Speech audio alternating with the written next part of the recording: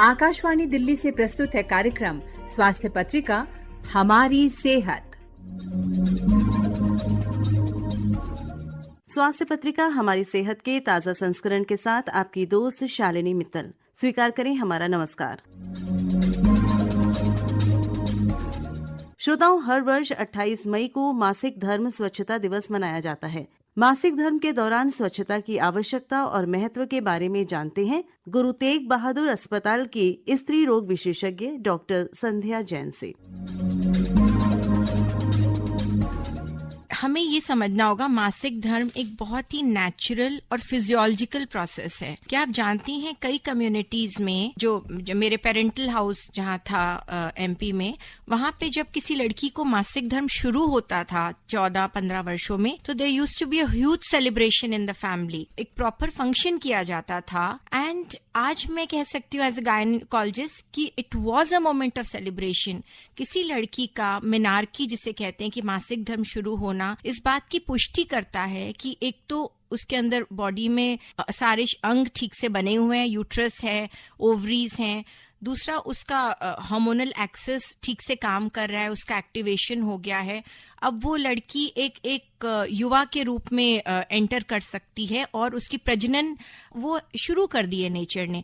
तो it is definitely a moment of celebration. There are many ways कि जिससे हम हाइजीन मेंटेन कर सके तो मासिक धर्म ठीक से निकल जाता है। सो मच सो गर्ल्स उस दौरान पूरा अपना सुचारू रूप से काम करती हैं और इनफैक्ट स्पोर्ट्स भी खेल सकती हैं, सब कुछ कर सकती हैं। तो ये बहुत ही नेचुरल प्रोसेस है और इसके आसपास के मिथ्स, जैसे कि हम 21वीं सदी की तरफ आगे बढ़ रहे हैं, तो हमें उन मिथ्स को शेड कर देना चाहिए। महीना आता है तो generally as a doctor gynaecologist हम 28 डेज का मानते हैं कि भाई हर 28 दिन के भीतर पीरियड आ जाए। बट क्या आप ये जानती हैं कि उसका नॉर्मल रेंज +-7 डेज होता है। इंडिया में इस जब पीरियड एवरेज एज अराउंड 11-12 साल पे शुरू होके जनरली एवरेज एज इंडिया में 47 ईयर्स है। एक एवरेज एज, बिल्कुल उससे कम भी हो सकता है, ज्यादा भी हो सकता है। तो एक ये कंडीशन है जिसमें हम काफी सिवियर पेन देखते हैं और वो रिप्रोडक्टिव एज ग्रुप यानी जनरली 20-30 इसी एज ग्रुप में हमने कॉमन पाया है। सफर ना करें, आवाज उठाएं, हम आज की नारी हैं। दर्द होता है तो दवाई खाएंगे, कुछ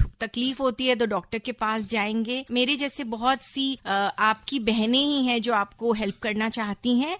सो just reach out to us, that's all I want to से।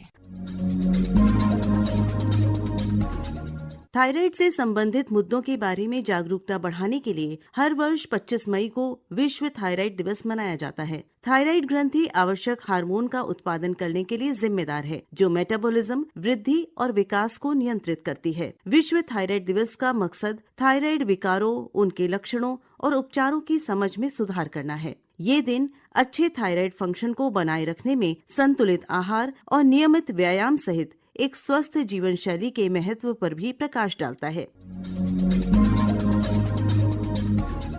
श्रोताओं, हर साल 31 मई को विश्व तंबाकू निषेध दिवस यानी वर्ल्ड नो टोबैको डे मनाया जाता है। इस दिन को मनाने के पीछे का मकसद लोगों को तंबाकू के सेवन से होने वाले नुकसान के बारे में बताना है। तंबाकू स्वास्थ्य के लिए बहुत ही हानिकारक है। इसका सेवन करने से कैंसर जैसी गंभीर स्वास्थ्य समस्याओं का सामना करना पड़ सकता है। हर साल लाखों की संख्या में लोगों की मौत तंबाकू के सेवन के कारण होती है। एक्सपर्ट्स की माने तो तंबाकू के सेवन से मुंह और फेफड़ों के कैंसर की संभावना कई गुना बढ़ जाती है। मौखिक कैंसर, कारण, लक्षण और बचाव। आइए सुनते हैं इस विषय पर दंत चिकित्सक डॉक्टर डॉली सेठी से शालिनी मित्तल की बातचीत। आज हमारे साथ स्टूडियो में हैं डॉक्टर डॉली सेठी। आप दंत चिकित्सक हैं और खास तौर पर आपकी स्पेशलिटी ओरल कैंसर में है। तो हम आपका बहुत बहुत स्वागत करते हैं डॉक्टर डॉली आकाशवाणी के स्टूडियो में। सबसे पहले जानना चाहूंगी कि ओरल कैंसर होता क्या है?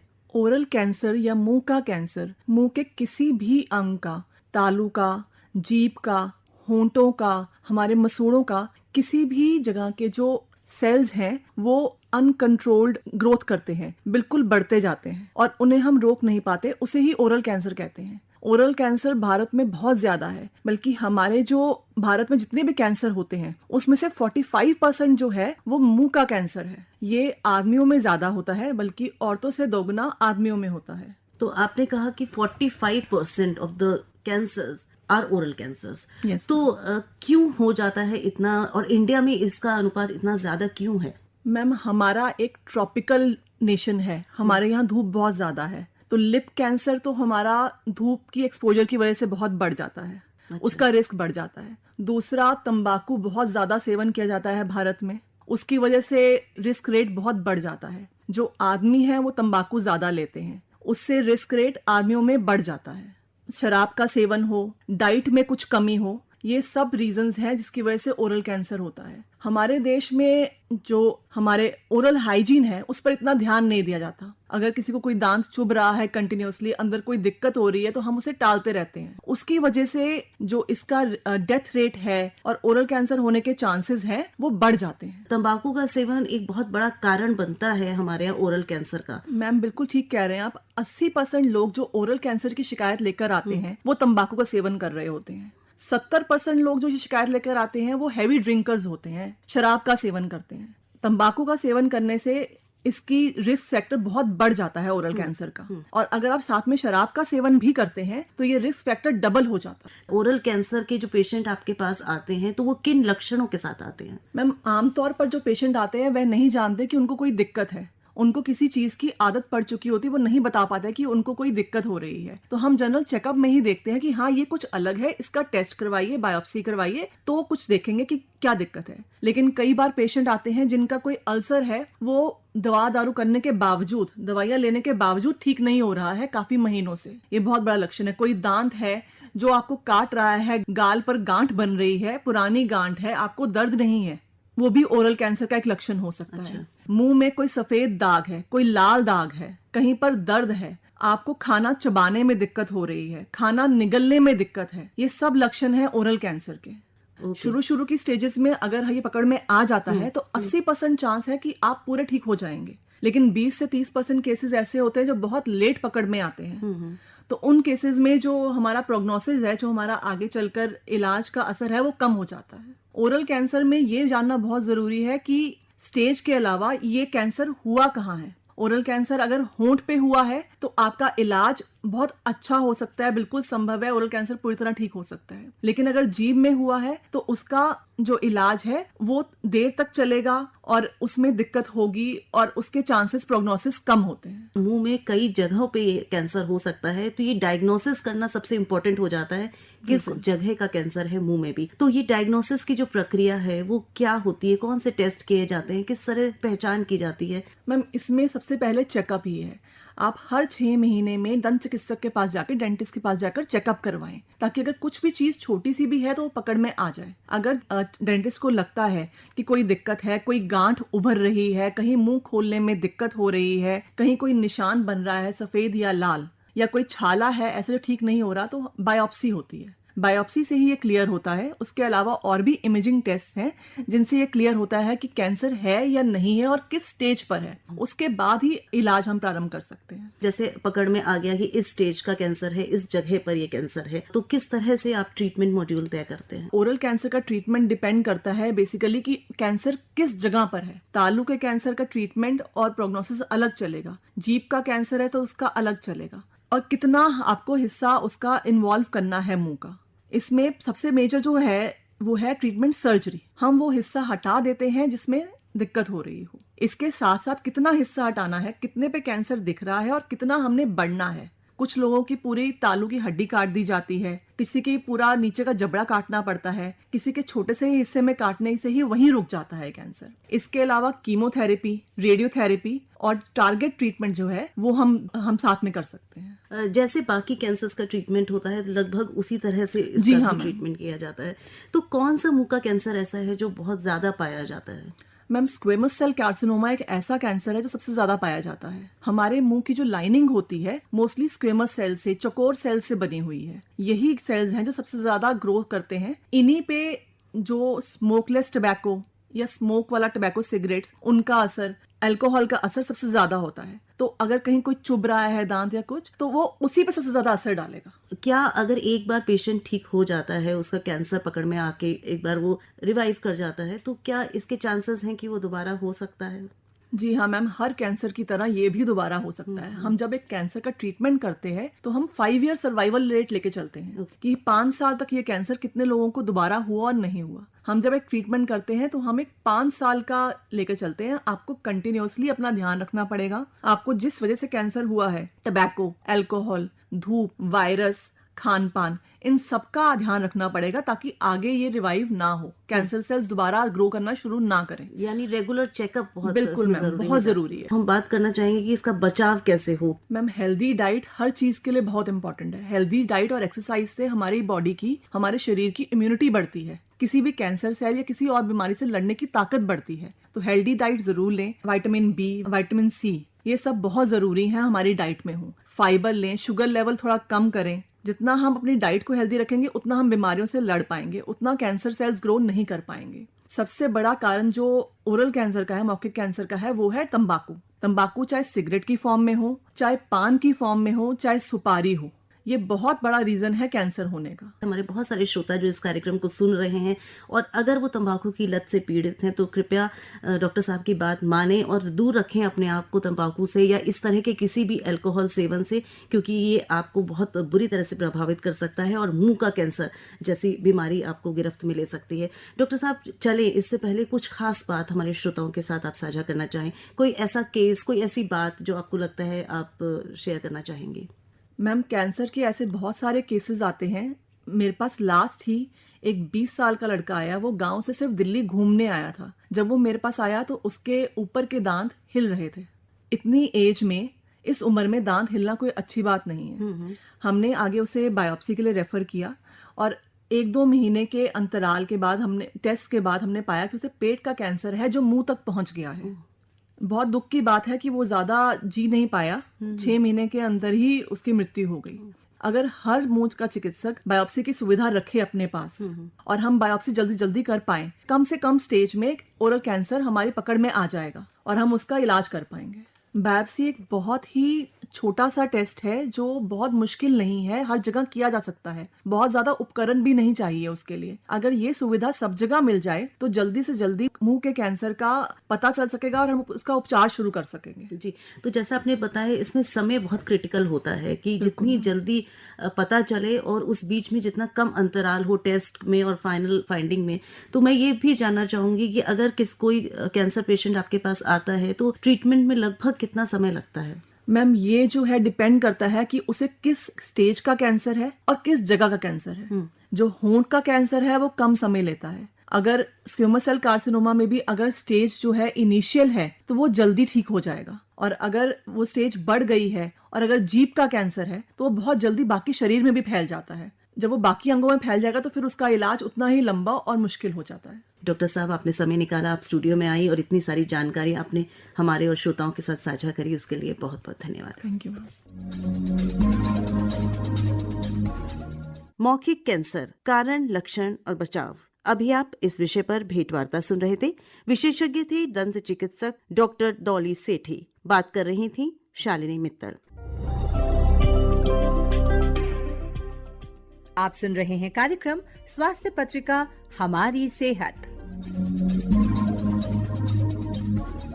पीसीओएस क्या है और इसका संबंध लाइफस्टाइल से कैसे है, इसको कैसे पहचाना जाता है और इसको पहचान कर कैसे इसका निदान और उपचार किया जाता है, ये सारी बातें हम चाहते थे कि हमारे श्रोता जाने। इसीलिए हमने स्टूडियो में आमंत्रित किया डॉक्टर नमिता चोपड़ा को। आप कंसल्टेंट हैं स्त्री रोग विभाग डॉक्टर RML हॉस्पिटल नई दिल्ली में और आप हमें जानकारी दे रही हैं पीसीओएस और लाइफस्टाइल पर। आपसे बात कर रही हैं रश्मि गुप्ता।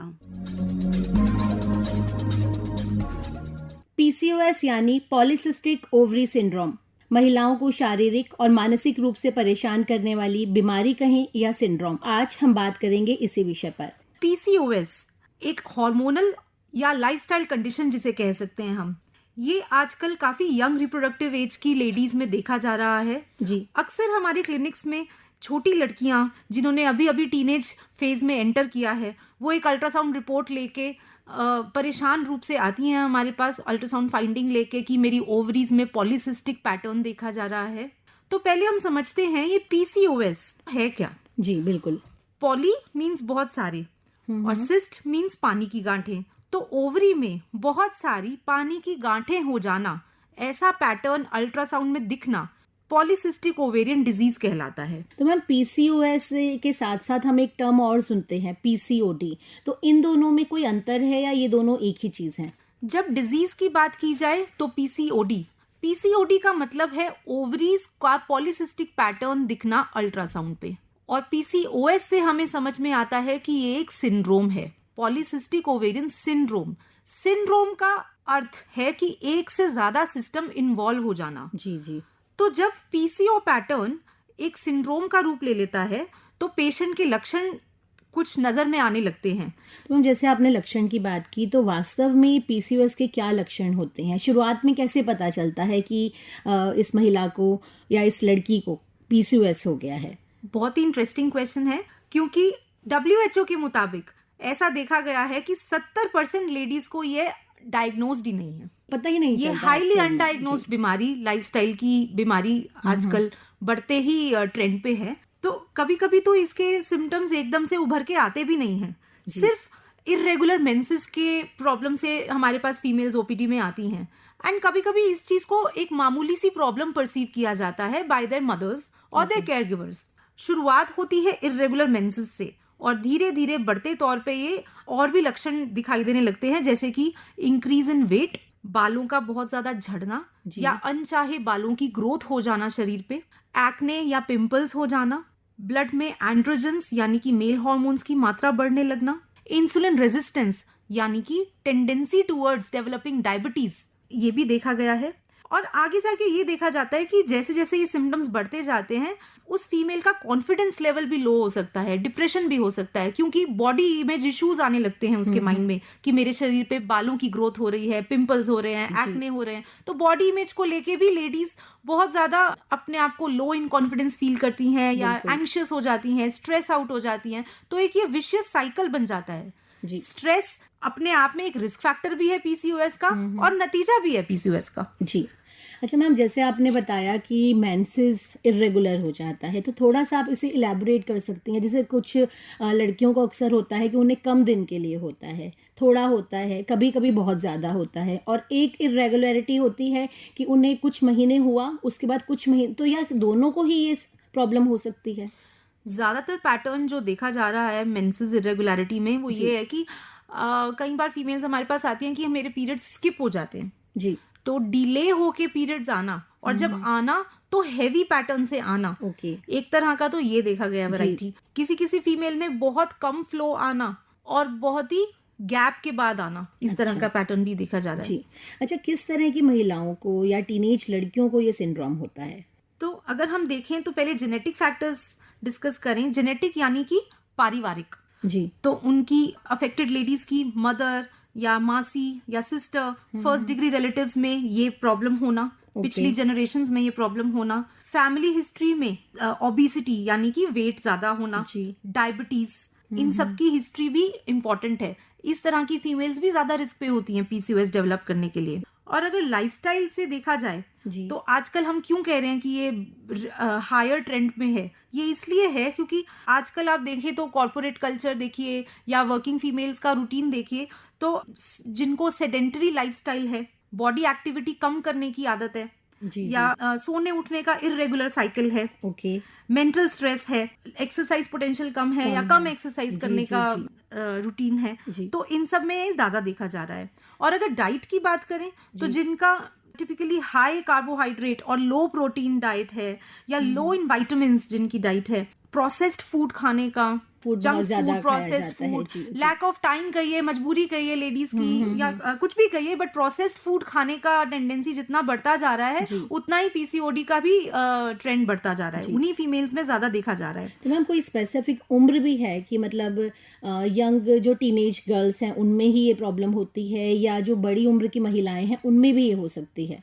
देखिए, शुरुआत अक्सर टीनेज से हो जाती है। ओके। प्रेजेंटेशन किस उम्र में, किस फेज ऑफ लाइफ पे ये ज्यादा उभर के आ रहा है, ये डिफर कर सकता है। हमारे पास 40 साल की फीमेल्स भी आती हैं जिनको पीसीओ है और हमारे पास 14-15 साल की फीमेल्स भी आती है जिनको पीसीओ है। शुरुआत होनी है तो ये बिल्कुल टीनेज में भी हो जाती है शुरू।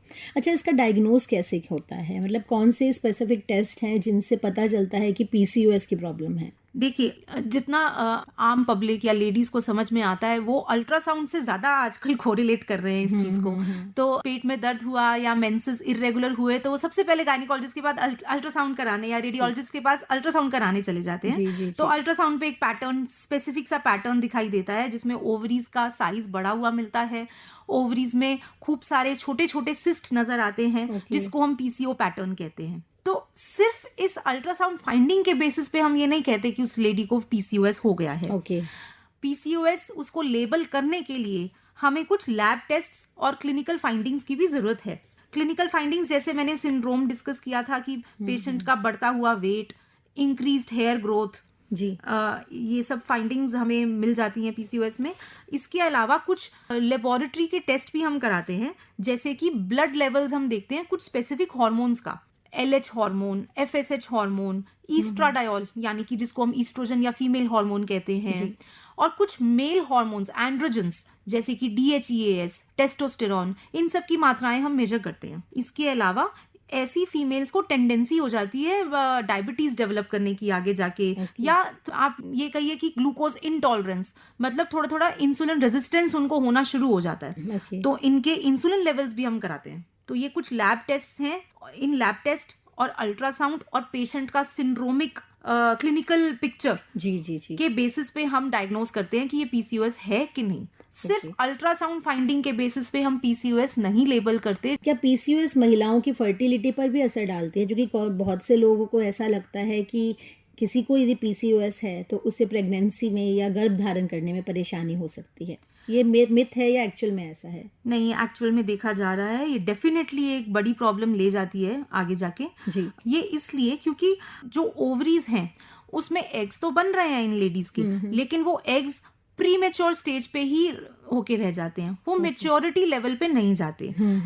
सिस्ट जो बन जाती हैं वो एबनॉर्मल क्वालिटी के एग्स होते हैं, वो उस क्वालिटी के एग्स नहीं होते जो आगे जाके प्रेगनेंसी को की तरफ लेके जाएं पेशेंट को। जी। तो एग्स जो हैं वो प्रीमेच्योर स्टेज पे ही रह जाते हैं, छोटे साइज के ही होके रह जाते हैं, डोमिनेंट नहीं बन पाते हैं। इन एग्स की क्वालिटी ठीक करने के लिए, पीरियड्स रेगुलराइज करने के लिए हम मेडिकेशंस शुरू करते हैं जिससे पेशेंट को हेल्प हो कंसीव करने में। तो मैम पीसीओएस ना हो और पीसीओएस यदि हो जाता है तो उसका ट्रीटमेंट क्या है? सबसे पहले तो हमें देखना होगा कि हम किस किस एंगल को ट्रीट करें। मतलब ये एक सिंड्रोमिक अप्रोच है, हम ऐसा नहीं कह सकते कि सिर्फ पीरियड्स रेगुलराइज करने से ही ये ठीक हो जाए। It is a multi pronged management. मैं पहले जरूर बात करना चाहूंगी कि लाइफस्टाइल मॉडिफिकेशन पे सबसे पहले तो कि इस सिचुएशन तक हम आए ही नहीं, तो इसके लिए सेल्फ केयर हम सबको मालूम होनी चाहिए। शुरुआत से ही हम अपने घरों में जितनी भी टीनेज फीमेल्स हैं उनको ये सिखा के रखें, उनके मन में ये कॉन्सेप्ट बना के रखें कि सेल्फ केयर जिसमें बॉडी एक्टिविटी और डाइट का पहले ही ध्यान रखें तो आगे जाके ये डेवलप ही ना हो।